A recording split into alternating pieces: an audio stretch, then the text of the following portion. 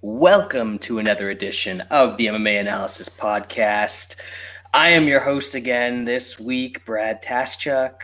We're a skeleton crew this week. Apparently, nobody decided to inform our American counterparts that Thanksgiving was last month. But they're all skipping the show because, Lance still has the AIDS and Wes is watching Kentucky do Kentucky things, I assume. I don't know what the score is, but we got a couple Canadians in the house for you tonight. Shaun, thank you for actually showing up and doing the job. Yeah, I don't know what those guys are doing. Thanksgiving is a beautiful October tradition.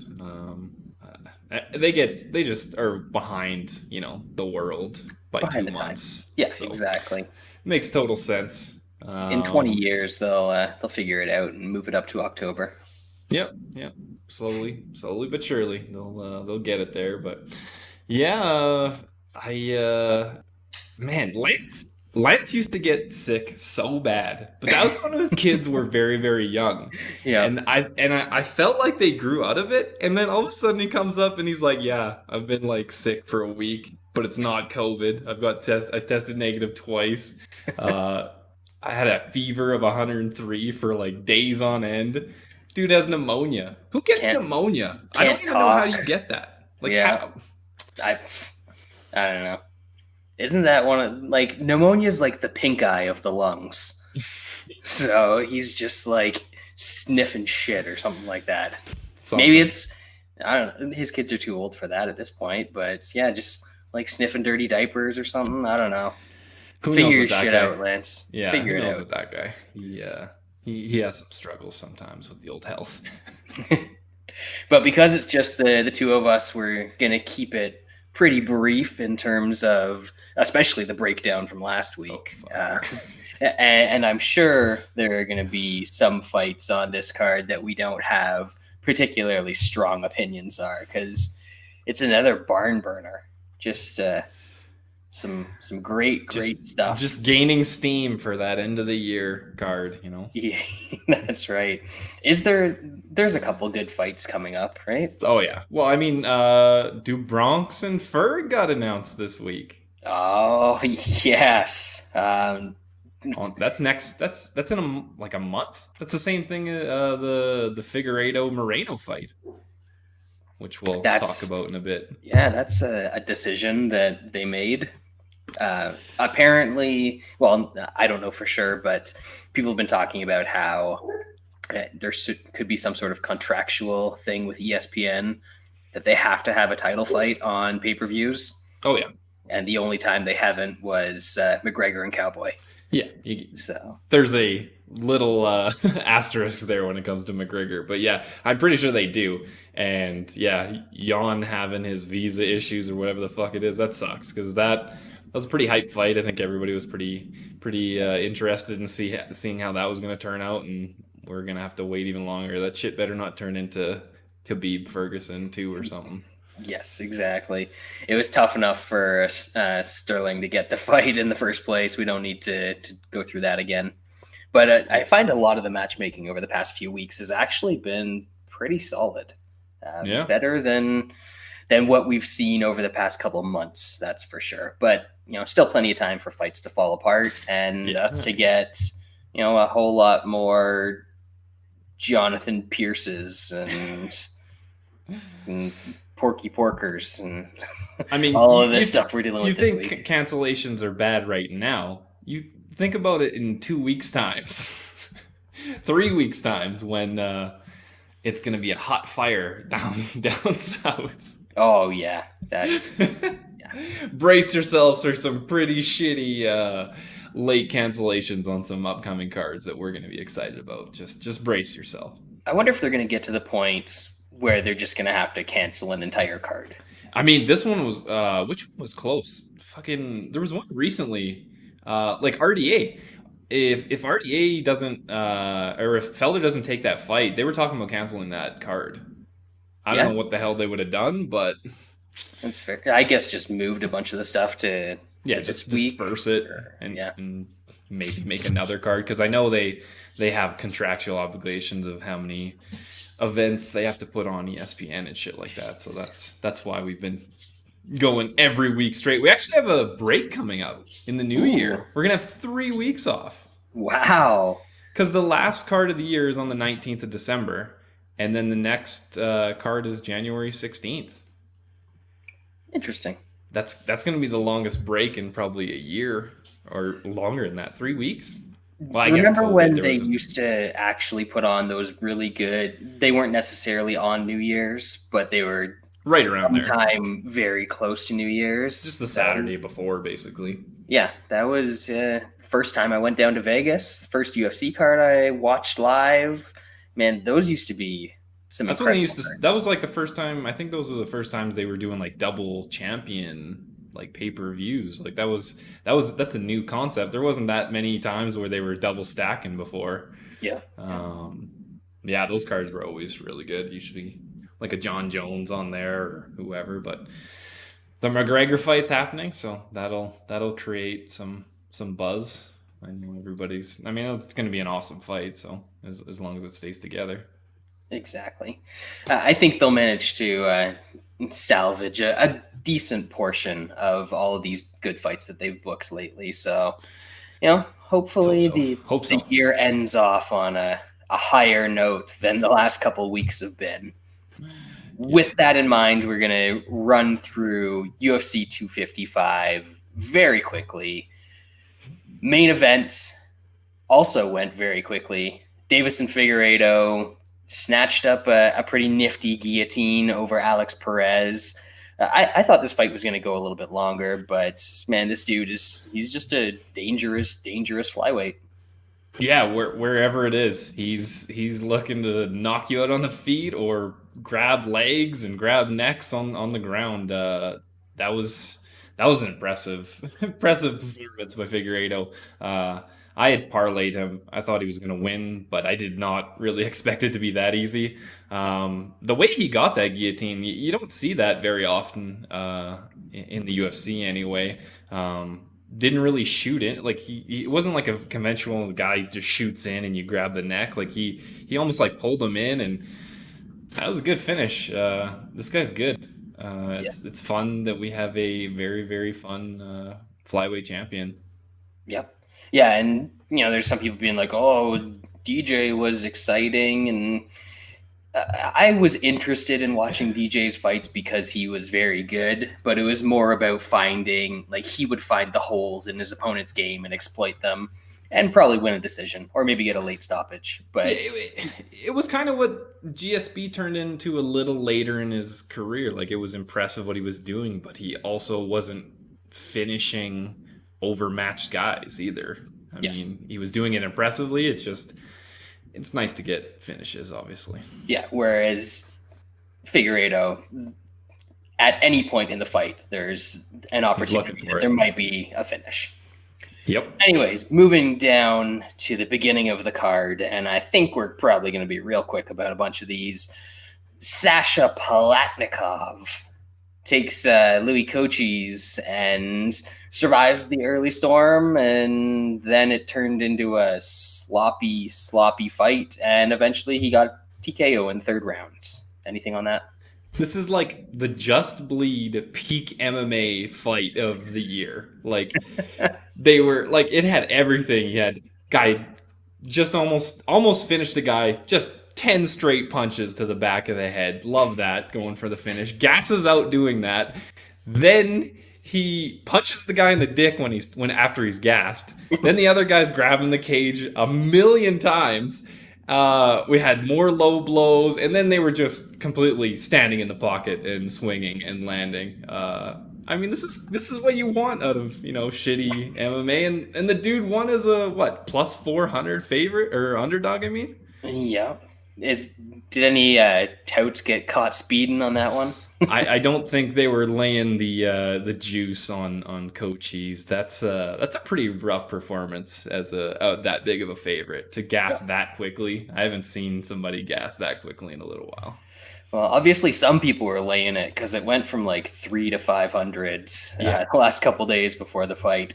Very true. Next up, Middleweight division. Apparently there was a 10-6 in here somewhere, but whenever I looked at this fight, Buffer. one guy was holding another guy against the cage pretty much. It didn't look fun. But Dukakis, you don't mess with the Dukakises. The big Dukakis, he was just better, had a better gas tank. The other guy just gassed and wasn't as skilled. Yep. Moving up, welterweight division, Alan Jouban, unanimous decision over the BFP special, Jared Gordon. Honestly, I expected Jouban to look a lot better against this guy. I think he's pretty much done. He is washed, and he just 30-27 that guy across the board. That was, he was getting hit way too much. Obviously, look at his face. It was lumped up at the end. But, Gooden is terrible. Yeah, so that's why the small bet was there.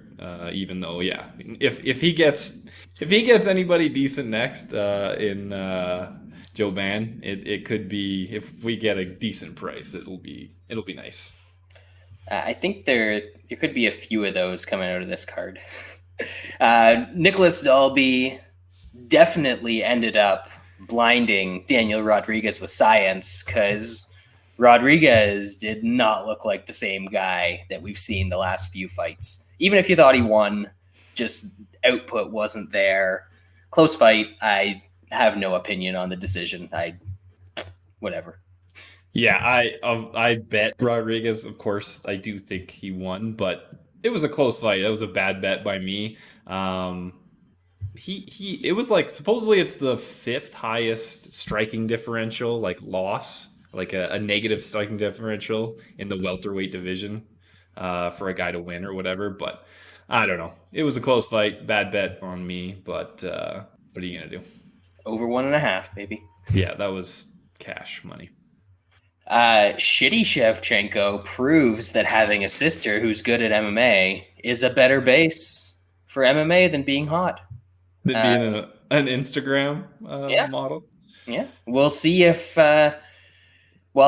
sort of the same theme coming up this week. I'll get to it when we blow by that terrible fight. I've got nothing here. I was watching sort of through the window while I took the dog out and just let him in the backyard. Yeah. Very bad look getting soundly out-grappled by the shitty Shevchenko. Not a good look. I think Lipsky needs to find another career, just stick to Instagram or something. Yeah. Shevchenko's still terrible, and we'll still get prices against her in decent matchups just because of her name. I think next time we'll probably get quite a good price against her, because she looked so dominant here. Yes, sir. Speaking of somebody that doesn't look good, Jordan Wright. Man, he didn't look that bad. He did not look good. I still don't think Joaquin Buckley is anything special, but in this spot, I liked him quite a bit against Wright, and semi-competitive first round, and then he just ate it hard. Yeah, I sprinkled on Wright. It was competitive in the first, but it didn't look good because he seemed to be very worried when he was getting hit, and then the inevitable happened, and Buckley, of course, landed. And what is Wright's cornerman doing, putting him out there after that first? Like, Jesus Christ. Yeah. Dude has like zero chance. He threw and landed probably as good as he can in the first. Gets absolutely smashed, concussed, and he's slurring his speech. Nah, you got a shot, man. I got to put you out there to get you lit up and lights out. Terrible. MMA, baby. Terrible. Let's go. Brandon Moreno. Yeah, I mean, he looked pretty good in this fight. But it's just an unfortunate ending. At first, I thought that Royval broke his wrist or something, just the way he was grabbing at his wrist, but separated his shoulder, and it looks like this may not be the first time that's happened to him, because he just like casually walked over to his coach and was like, "Hey, coach," just yanked it back in, and everybody went about their business. Yeah, I thought it was a competitive fight up until that point. I know Moreno had some submissions that looked good, but may have been gassing out his arms. We don't know. It was competitive on the feet. I would bet that again at that same price. Maybe a little bit less, knowing that supposedly he's a habitual dislocated shoulder guy. Is that actually a fact? It's just something that I no, like it's come out that I'm pretty sure it's happened to him before. Like this isn't a weird thing, and I think we've seen that before, where once it happens once, then there's a somewhat decent chance that it will happen again at some point. So unfortunate, but Moreno's fun. It's gonna be a fun fight with Fig. Yeah, I think. Go ahead. Royval's a little bit long.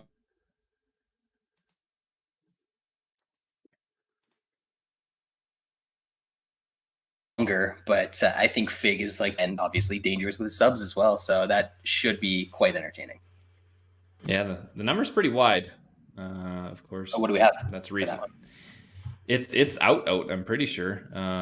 He is a minus 290 favorite, 280, 290 favorite. Interesting. Yeah. What day is that one? That's it's in like 3 weeks. December 19th? No, the 12th. 12th. Oh, so it's a little over 2 weeks away.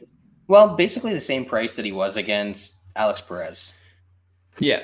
I think Moreno in this matchup is a bit better than Perez, but we also don't know how that fight goes if it extends, so it'll be interesting. I'll have to look into it more.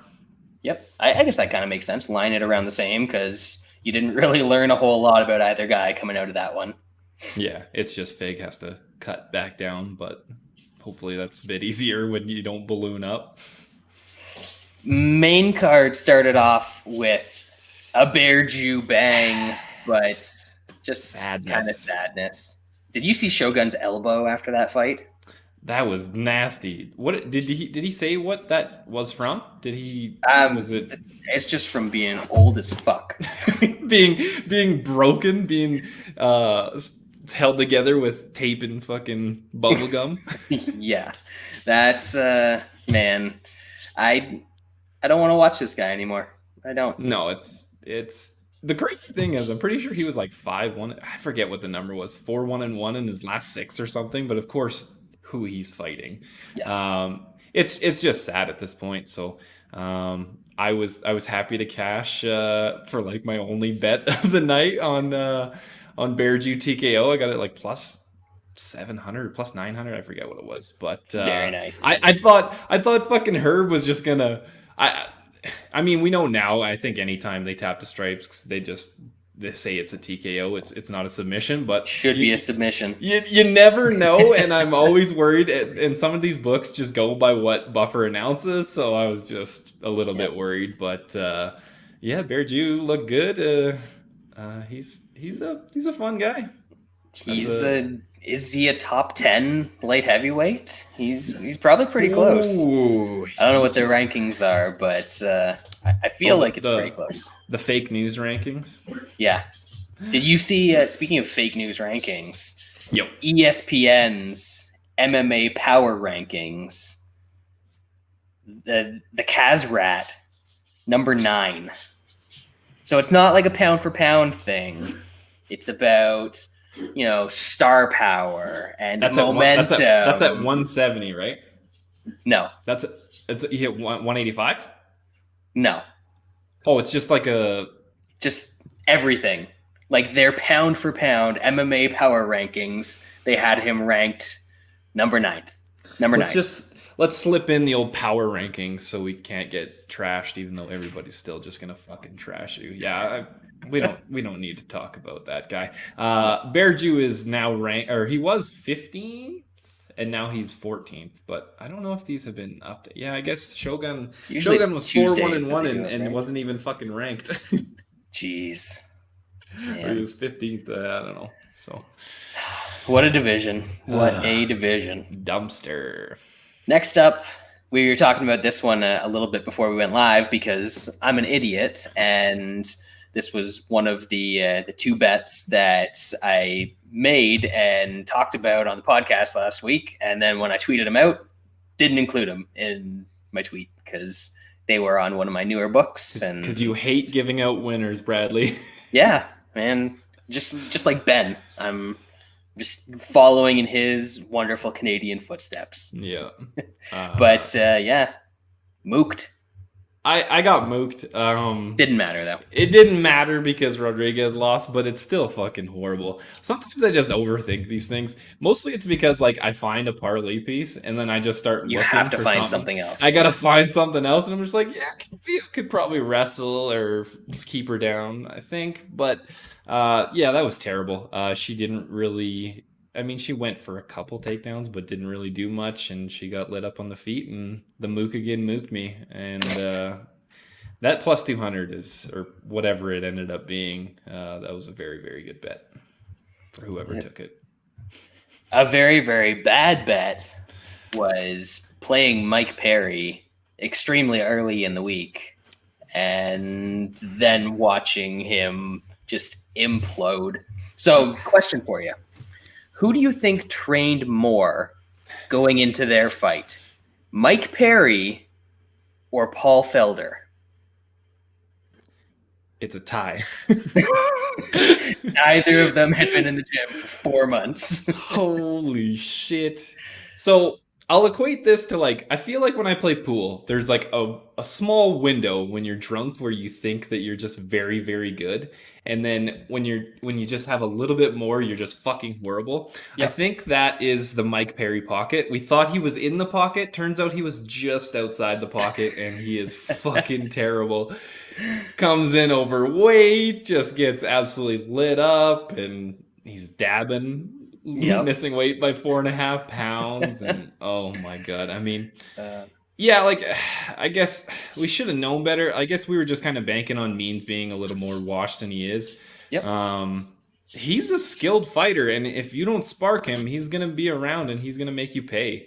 I just figured that Perry's got some wins, and he seems to have a decent amount of power, but he just couldn't land clean on the Dirty Bird, and you just got pecked to death. That was a really good performance by Tim Means, but I'll still be I've bet him a bunch, but I'll still be looking for somebody who can hit hard to fade that guy. It's tough to be confident in it for sure. Yep. And honestly, it looks like Perry has been on the mats and grappling a little bit because he's trying to show his full MMA arsenal. Yeah, but it does not look like he's put on any gloves and thrown strikes in forever. No. And maybe people just don't want to train with him because he's an asshole. But whatever. Yep. Terrible bet. I'd probably make it again, but not for 4 units. Yeah. Same. 3 units and sprinkle the old decision. Yeah, that's good. Yeah. It's good stuff. Love it. Co-main event. Man, there's people out here talking about, there's people talking about how it was so impressive that she's willing to come out and grapple and be dominant in that area, and fuck off. That fight was terrible. They were on the ground for almost the first 20 minutes of the fight, and there wasn't a single guard pass. Nope. Whatever position they hit the ground, they either went back and lost position or just sat there for the whole round. It was terrible. The only thing to say is just get rid of it. What the fuck was Herb doing? Let's stand it up. Like, I know it's going to be terrible anyway, but at least stand it up and make them, fall down again. I said it the last on the preview podcast. If Shevchenko can't finish as a minus 2,000 favorite, you cancel the division. Mm-hmm. It's over. She can have super fights at fucking 125. but there's no division. Like if Zhang wants to come up and fight her at 125, fine, but she's got to go up to 35 because this is horrific, man. Yeah. Just no, like she doesn't throw that much to begin with, and then in this fight it was even less. Like they just fucking laid on each other for the first 2 rounds, like, and did not look to pass whatsoever. No half guard. Like you don't even have to go to like side mount, just half guard. I couldn't even get a fucking half guard. Yeah, it's unreal, man. It was bad. The one thing I'm happy about is that she like tripped over her own feet while she was going for that takedown in the second round, and Maya landed on top. And then for some reason she was minus 350 live, and the decision prop was plus 120. Are you kidding me? Shevchenko was minus 350 live. Yeah, and the decision prop was plus 120. So I took that. And holy shit! Then I was just sort of enjoying the next 15 minutes because it was inevitable at that point. That is wild, man. Yeah, it was on second screen for me. It did not get priority on Saturday, so I didn't have the live bets up and stuff like that. But yeah, that was forgettable. And I mean, at least if the next fight's on Draj and Draj is gonna go for it, whether it's going to work at all or not. I think she'll force Shevchenko to maybe throw. I don't know. We're at the point where we know that Shevchenko is not going to make an exciting fight of her own accord. No. It's got to be her opponent. Yeah. Like if her opponent brings it and leaves openings, she'll capitalize. Otherwise, it's going to be a snooze fest. Yep. I think we talked about that way longer than we needed to. That's fine. So we will move on to this week's card. UFC Vegas 15? 15, allegedly. Yeah. UFC Fight Night 732. Correct. Curtis Blaydes, Derrick Lewis, Black Beast in the main event. But we are, as is our custom, going to start from the bottom up. And first fight on the card, Bantamweight division, we've got Nate Maness against Luke the Mook Sanders. What do you got here, Shaun? Oh, the perfect nickname for Luke Sanders. Right? This should be a fun fight, I think. I think Sanders kind of forces that in the way he fights. He throws a lot. He gets hit with a lot. I think he wins here, and I just think he's the better guy. I have been burned by him before, and I've just seen so many times where he just loves giving away fights. Is just doing very, very well, maybe even close to finishing, and then just throws it all away. And I can't keep that out of my brain, so I'm passing on him, but I think he does really well in this fight. You know, I think that the rep for Sanders is a little bit overblown just because he had a couple fights in a row where he absolutely blew it. Like he was beating the shit out of Yuri Alcantara and then got knee barred out of nowhere. I was live at that one. It was kind of fun to watch. And then same thing. He was beating the shit out of Soupcan and then just got absolutely melted in the second round of that fight. So those two fights happened, and then he's just kind of been inactive since then. Like his only other career loss, other than those two, is getting heel hooked by Hani Yahya in a minute and a half. So they happen back to back, and then he developed this rep, and I don't necessarily think it's all that deserved. I think that this fight plays very well for him. Maness I've seen a few times because he came up through TKO, and even when he wins fights in TKO, he always lets guys come forward. He'll back himself up against the cage. If there's any sort of grappling exchanges, not even like going to the ground, he'll let himself get held up against the cage. And that's all stuff that Sanders can absolutely do to him. If you let him get off first, he's going to land on you. He'll hold you up against the cage. And I think Sanders is just going to sort of cruise to a decision here. So I like Sanders. Lance likes Sanders. It might just be because he's delusional from the illness. But we're going to come out the gates hot on this one. And we're going to start it off with a Munich on Luke Sanders to begin the night. Minus 140. Get it. Yeah, minus 140. I think there's a minus 138 out there I saw. That's what I got at least. But yeah, it's you can get a pretty decent price for, I think, a pretty big athletic gap in this one. And skill-wise, I think Sanders is better as well. So we'll see how that goes. I'm sure he'll blow it, but that's very on brand for a Munich bet. Yep. Next up, this is a flyweight division. We have the modern-day Maharaja, Mudaerji, taking on Malcom Gordon, Canadian. You know what that means. What do you think? Pound for pound, 17? Yeah, 17. You know what that also means is Shaun's going to lose money betting on a Canadian because I of course I took a week off last week because there were no Canadians on the card, but I've been. So you got that itch.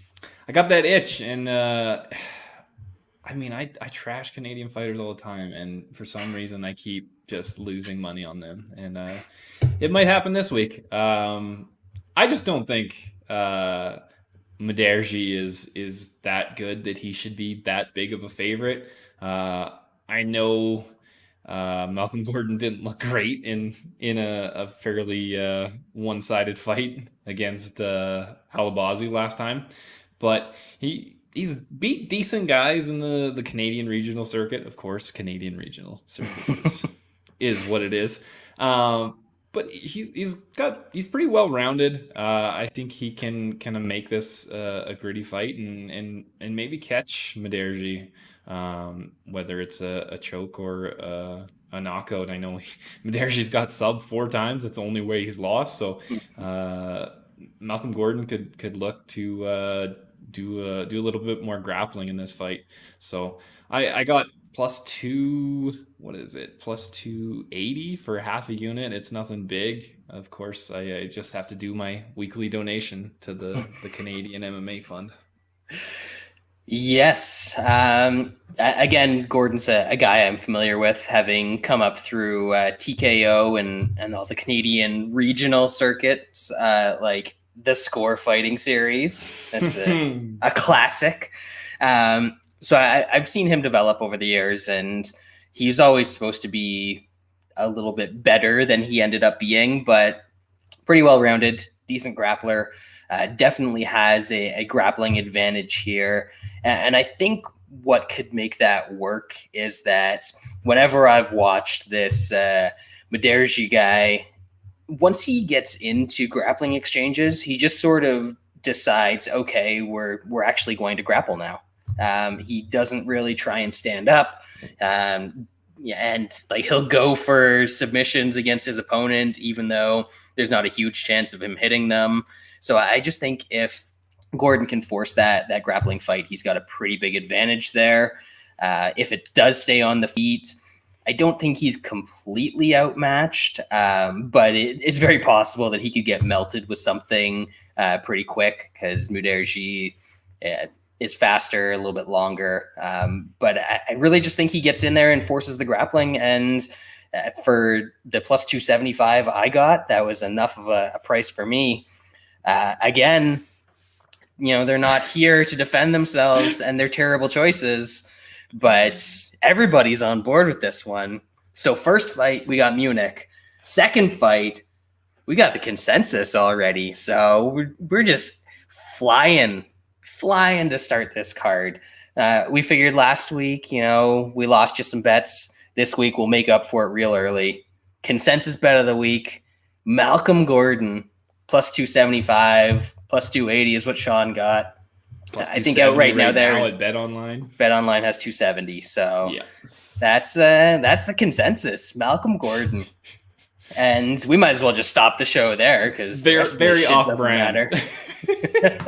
Very off-brand. Yeah, usually we don't go that big on a consensus, but it's an interesting. Yeah, it's an interesting card, and there's not a lot of spots we agreed on, but line's too long on that one.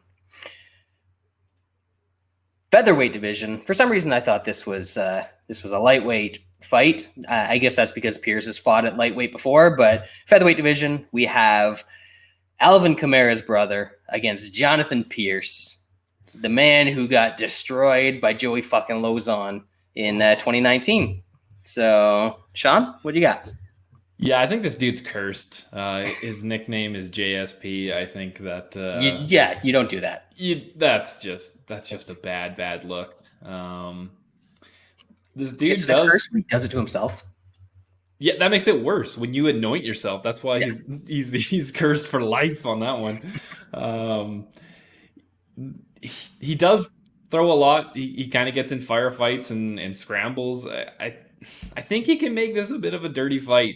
I know Kamaka obviously goes to a shit ton of decisions, but if there's anybody that can force some fun to start the fight and make it maybe a bit of a funner fight with a little more volatility, then I think that's Pearce. So I don't know what I'm doing. I'm throwing some money on Pearce. I took him plus 3.5 at plus 160. Kamaka does get a lot of decisions, but I think at the very least, I think Pearce can win the first round and then hopefully he finishes, because I also took him by inside the distance at plus 550 for a quarter unit and TKO at plus 800 for 0.25 units. Wasting money on Jonathan Pearce in 2020. This guy lost to fucking Lozon in 2019. You know what? I say that he lost to Lozon, but Lozon's one of those guys, kind of like Jimmy Miller, where even though they are old and they're washed, they're still good. They're still skilled, and they're still dangerous for one round.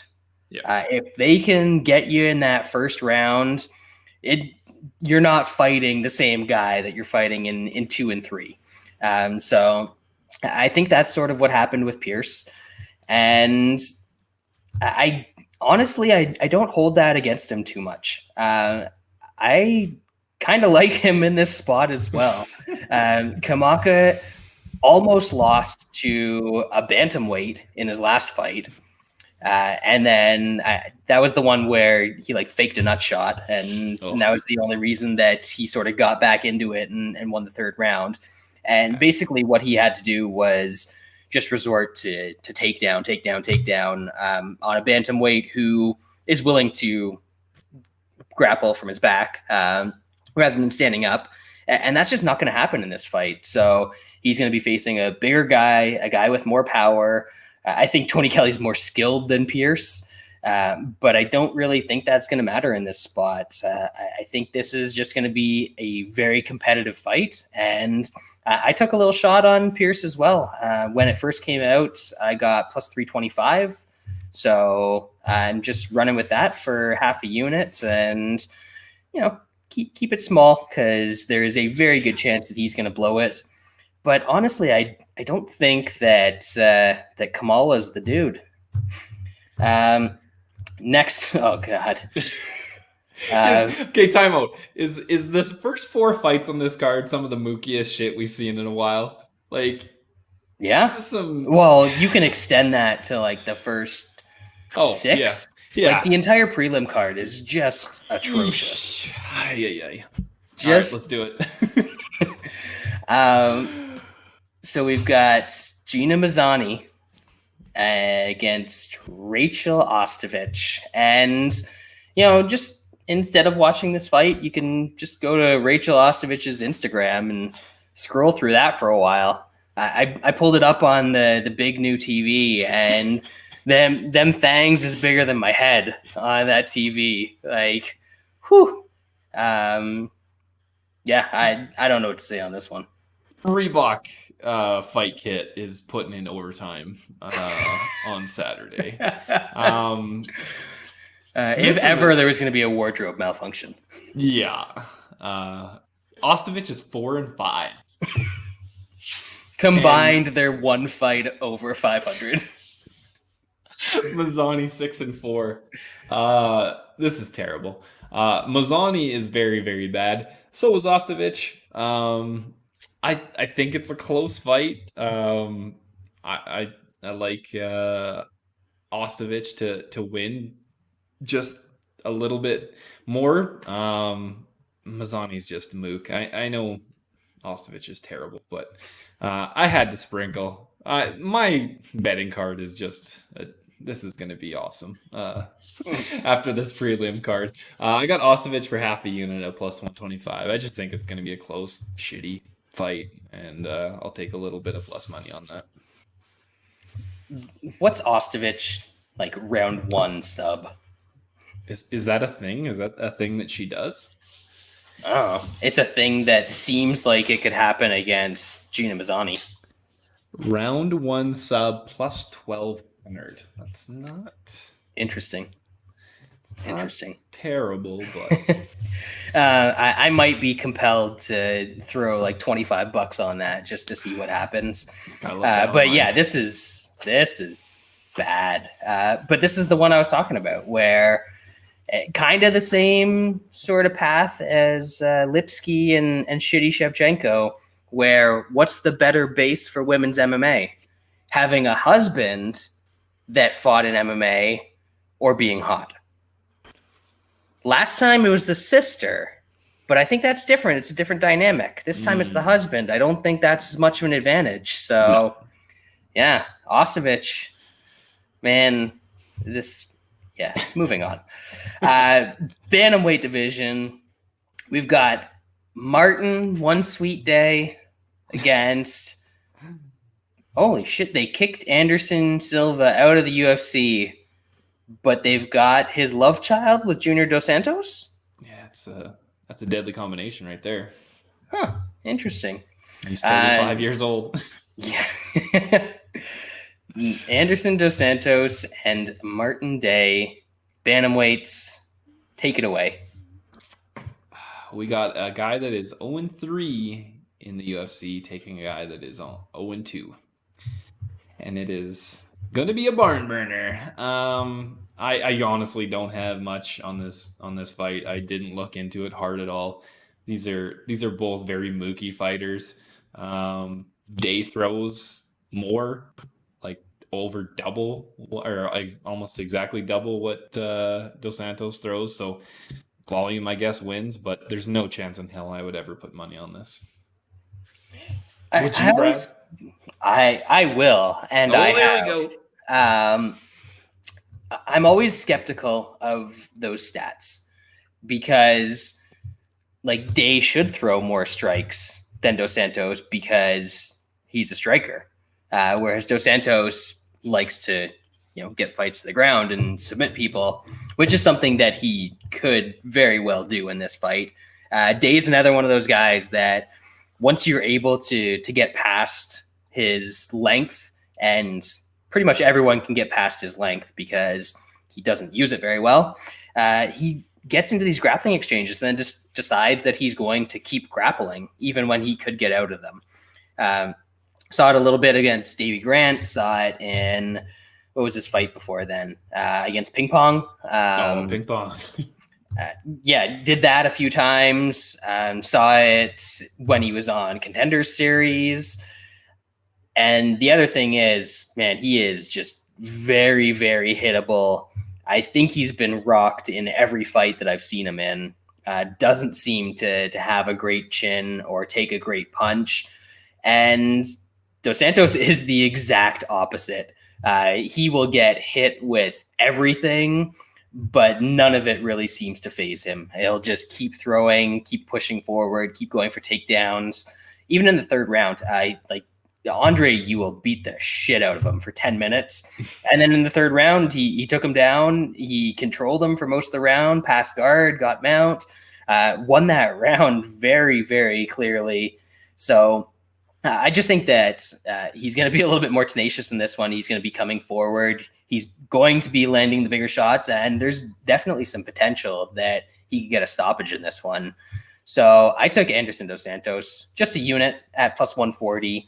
But I think there's a lot of potential here for him to either get a stoppage or just win a come forward, maybe get some takedowns type of decision. So that is another bet for me, who has way too many bets on this card. Nothing on this next fight, though, shockingly. I'll take Ashley Evans Smith, Dougie's boy, or Dougie's girl, sorry, slip of the tongue there, against, I don't know who Norma Dumont is. Has she fought in the UFC before? Yes, she has. No clue. Yeah, she fought once. She fought Megan Anderson at 145 pounds, and everybody knew that she was going to get murdered. Was that a main event? Seems like it would have been a main event. It was co-main. It wasn't, but it seems like something that would happen. So I like that. I took Fight Goes to decision. I put it in a parlay. I forget what it was, but it was like minus 260 or something. It is a bit concerning. So Dumont is usually a 45er. She's not a real 45er, but that's where she's fought. She's coming down in weight. Evan Smith is going up after being at flyweight for 2 fights. She has fought at 35 before, so it's not that big a deal. I just think it's going to be a fairly boring fight. Evan Smith has okay takedown defense, so hopefully she can stuff some takedowns, and this gets gassy on the feet and just glides to a decision. Yeah, a quick look at Tapology, and she was at 135 for 3 of her 4 fights prior to coming to the UFC. Okay. Yeah, and then they just fed her to fucking Megan Anderson because, there's so many 45ers out there. Correct. I can't tell, but it looks like from her Tapology picture that she might be decent looking as well. I have no thoughts on this fight. Perfect. Don't care at all. Prelim headliner though, great. Great banger. Banger.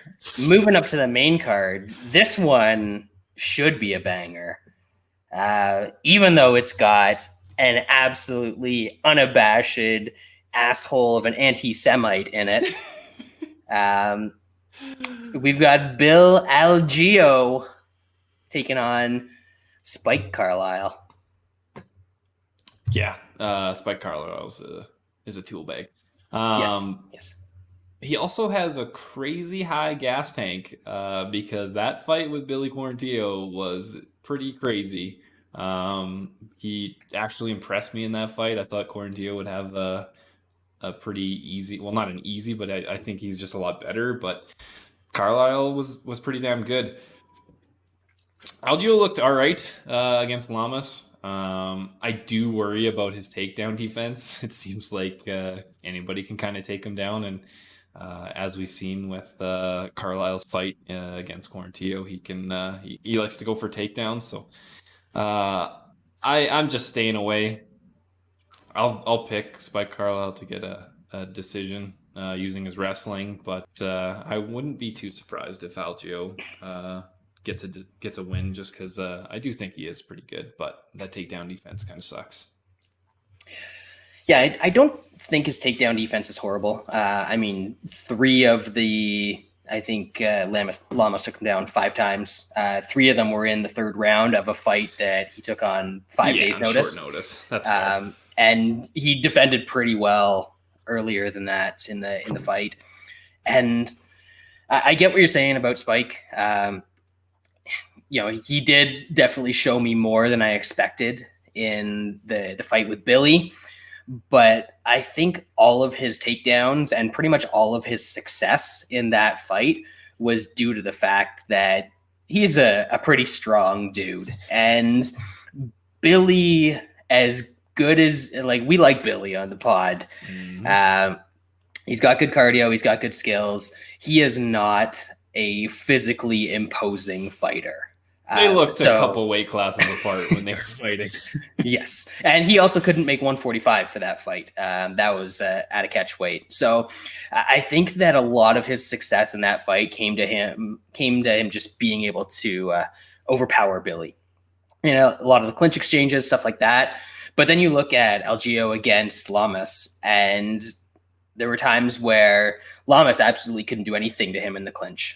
He would land elbows, he would land knees, he'd stuff all the takedowns, he'd be able to reverse them.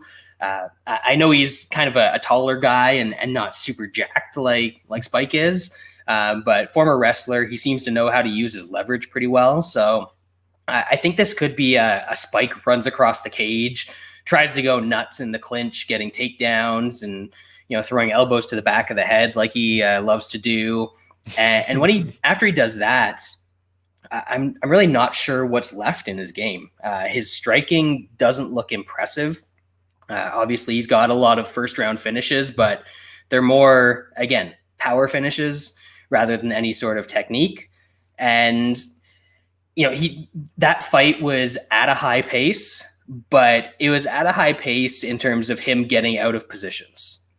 And then once he got on top of Billy, he just sort of lay there. He wasn't doing a lot in round 2, and he did nothing in round 3 in that fight. So I went back and I actually watched Lamas and Algeo again because tape study.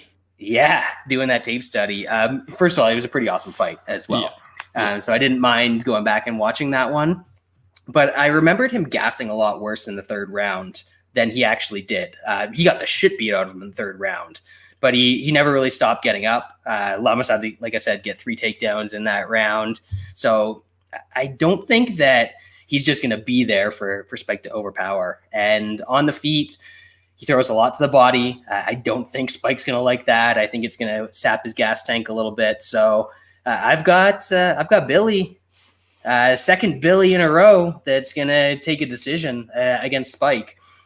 Although, if you are in the business of betting Spike, don't worry about betting the inside the distance at plus 110. What Shaun said earlier, the decision prop, that's plus 400 in this fight. And Algeo has never been knocked out. He's been subbed a couple times in his career, but he took some shit from Lamas on 5 days' notice. If Lamas can't get you out of there, I don't think Spike Carlyle's getting you out of there. So if you want to take a shot on a prop, Spike Carlyle by decision plus 400 is not. Oh no! Did I freeze or did he? A bad look at all. So taking on the caramel macchiato smooth Miguel Baeza. Shaun. I like Baeza here. I think he's pretty damn good, and he has some pretty nice power. I thought you were going to say abs. Oh, well, I mean, obviously he has those as well. I mean, he's a pretty bricked up dude. I know there is a little bit of concern. He does get hit a decent amount. I know Brown was kind of hitting him a little bit early until he was able to just kind of take over and just demolish him. I don't think Takashi Sato is that good. He obviously crushed a way out of his league. I'm pretty sure lightweight on a couple hours notice last time out. I think Baeza he might be getting close to decent prospect. I think he does work here and ends up knocking out Sato. So I put him in a parlay with the Evans, Smith, and Dumont goes decision. So I got plus 119 for a unit on that. I'm surprised by the line movement though. I bet it I got carried bad on that one. I was thinking the same thing, just looking at it now, because there's a couple places out there that you can get. Like Dimes has Baeza minus 150. He's minus 160 pretty much everywhere else. Bet Online's minus 150 as well. That surprises me because if Sato doesn't get him out of there in the first round with something big, he gasses. And once he gasses, he does not know how to grapple in the first place, but he gets even worse at it once he's tired. So even if Baeza feels like he's in trouble after the first round, he can always just take this down. And I think he could probably sub Sato. But I think this is going to be sort of a feel out first couple minutes. And then they're going to start to land some stuff. I think you're going to see Sato start to slow down, and I expect to see Baeza finish him in the second round in this one. I might look at that prop just because I have a pretty good feeling that once Sato gasses, he's not going to be able to make it through an entire round. But the money line is cheap enough that I might not even have to worry about any of that. And if it keeps dropping down, I'm willing to play it straight at minus 150 as it is right now. If it keeps going lower than that, I might have to add a little bit more. So Baeza is the pick here, and he's going to be a bet. It's just a matter of what exactly I will be betting. And now, the greatest third from the top fight in UFC history.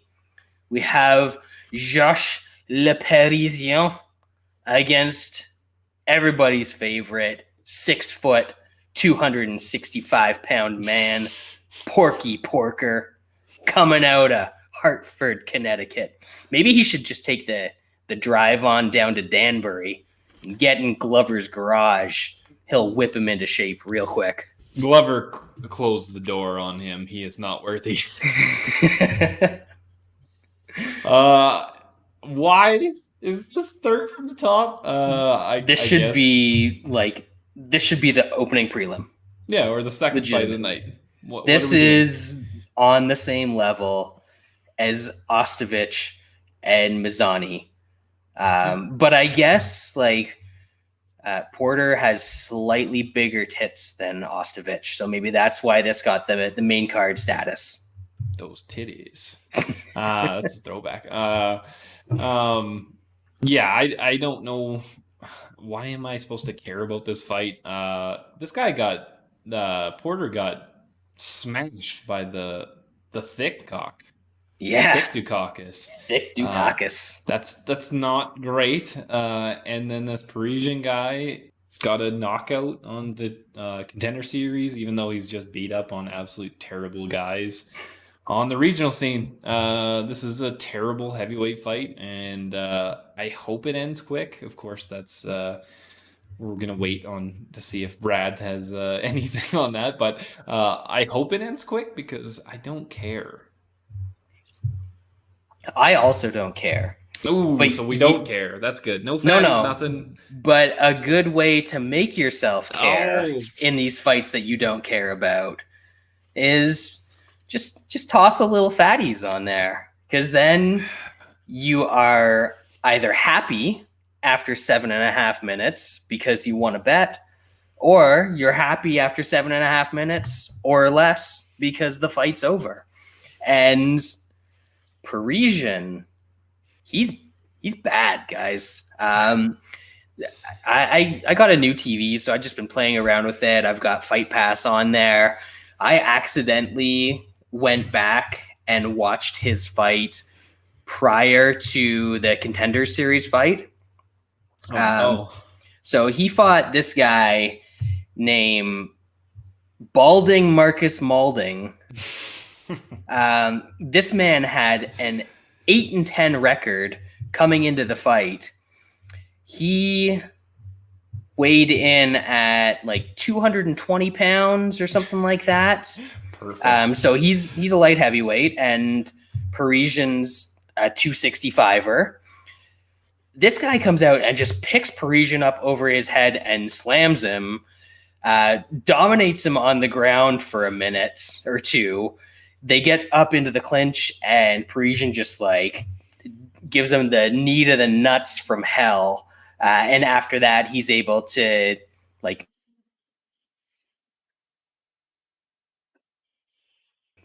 knocked him over position. But Parisian, until he gets on top of somebody, is terrible. And I have a feeling that he's going to try and leg kick the Porker. And have you seen those legs? Even if you try and calf kick that dude, man, it's not going to go well for you. So he's just going to be leg kicking, and Porker's going to be standing there, and they're going to do that for a round. Then they might get into the clinch a little bit and not do much for another couple minutes. But this one's going some distance. And man, I would much rather be on the over 1.5 here, even with a dude that has a bunch of round one stoppages against a dude who just got stopped in round one, than lay minus 200 on Parisian here, because the Frenchman from the Midwest is no good, you see. Perfect. Co-main event, light heavyweight division.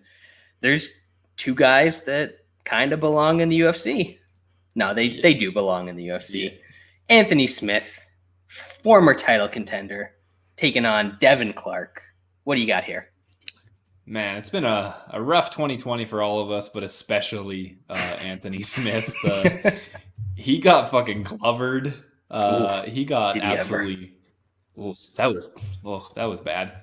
And then he just gets laid on for 3 rounds in a main event, and everybody's just like, why do we want to see Anthony Smith fight ever again? Because he seems to not give a fuck.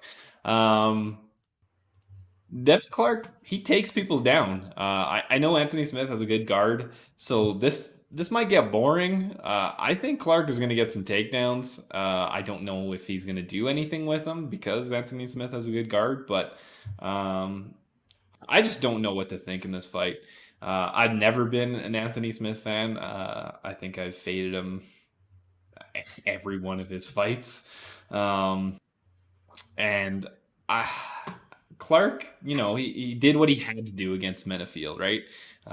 He as an underdog, weathered the storm and took over and got a finish. So I'll pick Clark just because I think he's the fresher fighter. I just don't know what Anthony Smith has left in the tank, and I just never thought he was as good as his results showed in the past. Yeah, Anthony Smith getting a title shot is still one of the most baffling things that I've ever seen in my life. Light heavyweight, baby.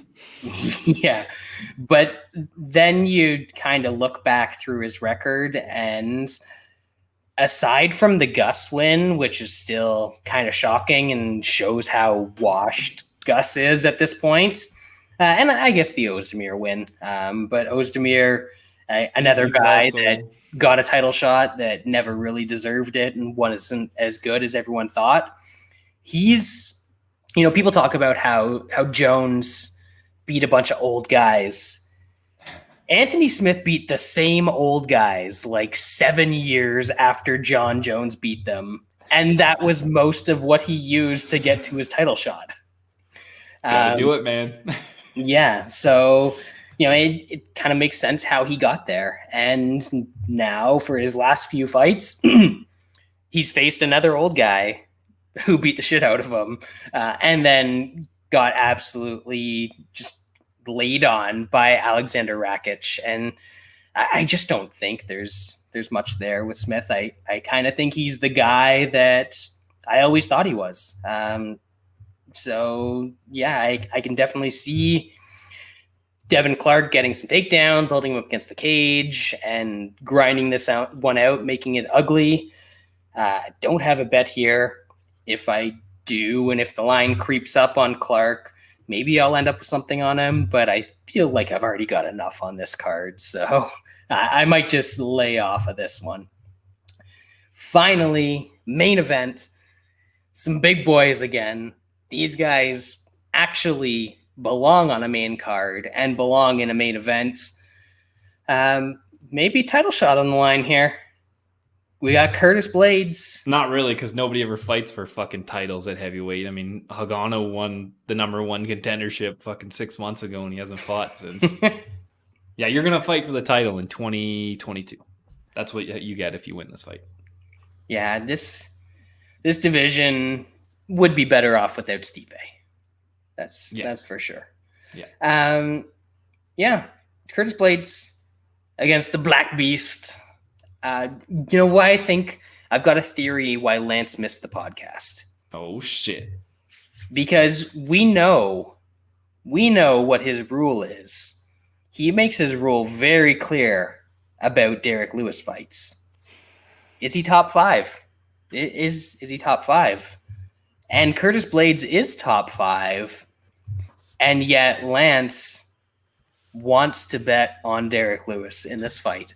I don't know if he has.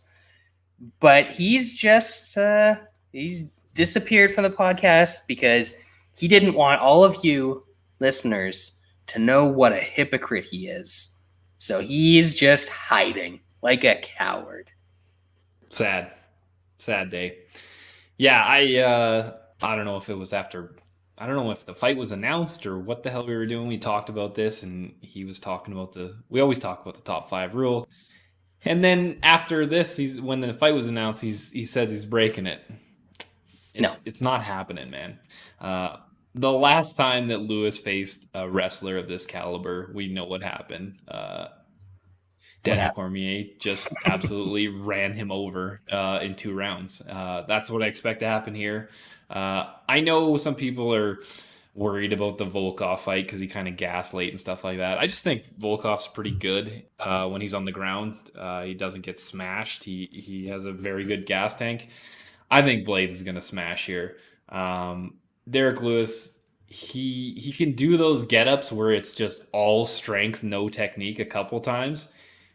Blaydes is going to just take his ass down again, and then he's going to gas, and then he's going to give up. Not really saying anything surprising. Blaydes is what, a minus 370 favorite now? Minus 300 if you got bet online. That's still a decent bet. Lucky enough, I bet the opener or right around the open at Bet Online 3 months ago. Good old August 20th. I just looked it up. Yeah. Blaydes was minus 210 at the opener. So I laid that to win 3 units. I think he's going to smash here. Of course, we could get Lewis. It does happen, but I just think Blaydes is extremely good, and this matchup is a bad one for Lewis. I also took Blaydes inside the distance at minus 125. I think that's a solid bet considering what the money line number on him is. I don't know if Lewis can go 5 rounds in a fight where things happen. I know he's went, to the 4th round in the Abdurakhimov fight and the Mark Hunt fight.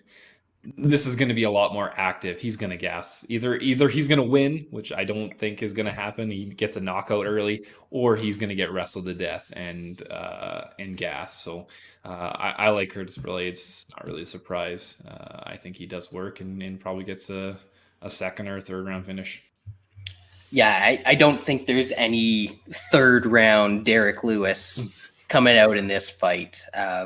If he gets this win, it's going to be 1st round or very early in the 2nd round, because aside from those 2 possibilities, he is going to be on his back, and he's able to stand up against dudes like Alexei Olenek that he can overpower.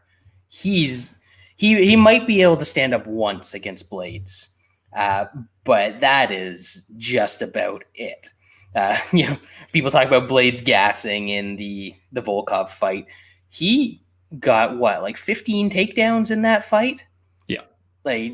Yeah, of course. He's a 265-pound man who got 15 takedowns in a fight. I'm not shocked that he gassed a little bit in that one. Latifi just held down Lewis for 9 minutes of a 15-minute fight not that long ago. There you go. Yeah, I don't think this is competitive. Obviously, with Lewis's power, there's a chance. But Blaydes has also proven very, very durable in his career too.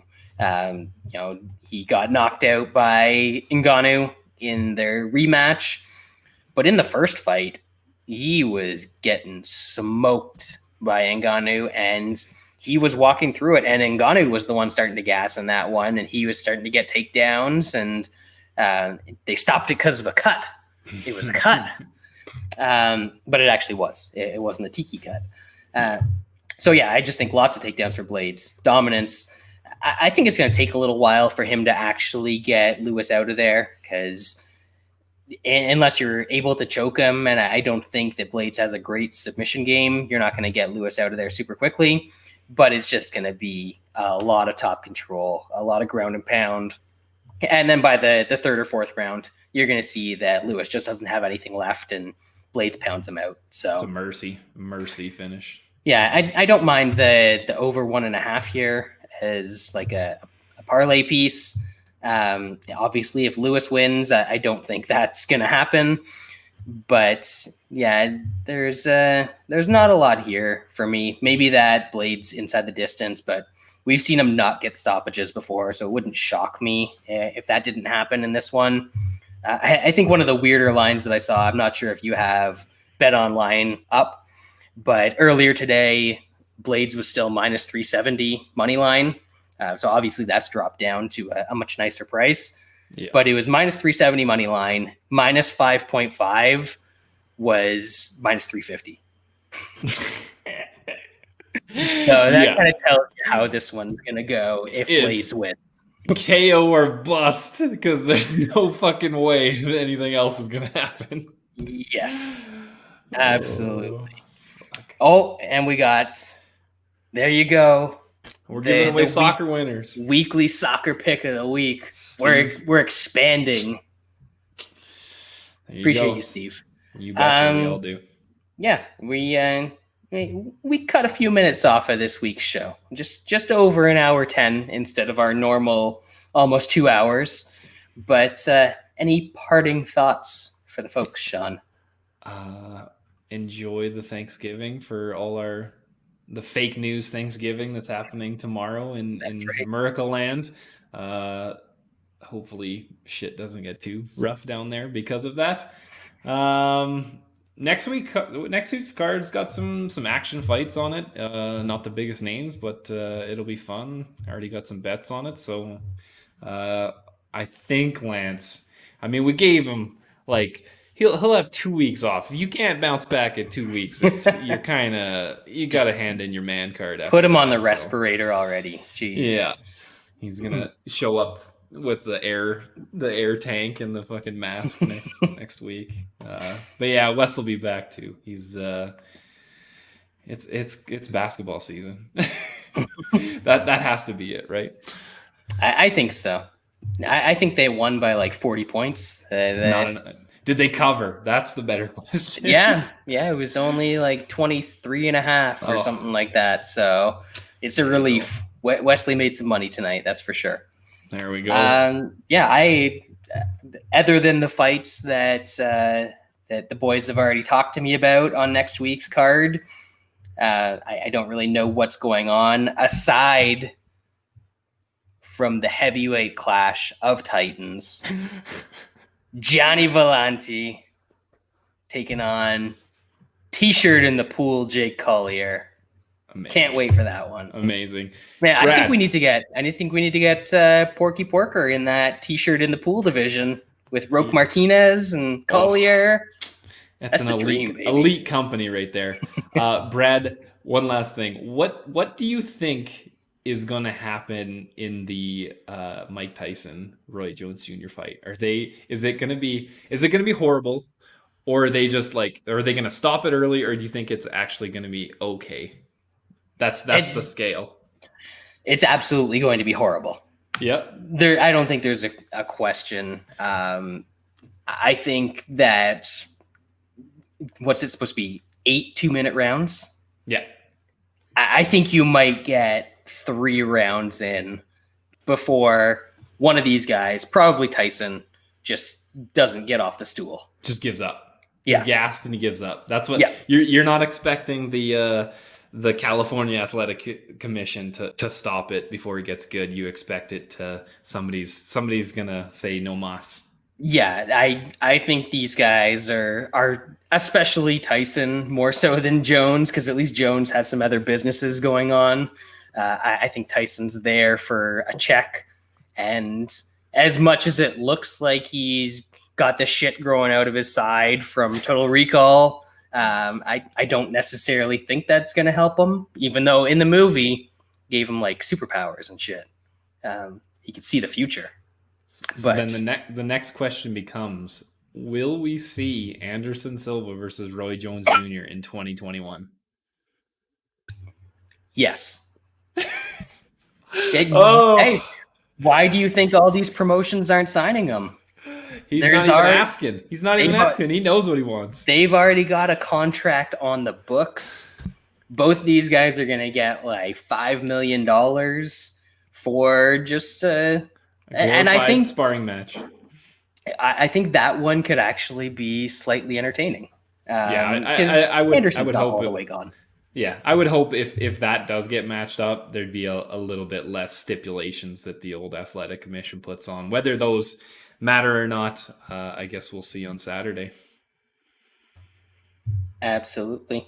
Well, I think that's going to do it for us this week, folks. We will be back with you next week for maybe Jack Hermanson and Kevin Holland. I don't know. I heard that got moved,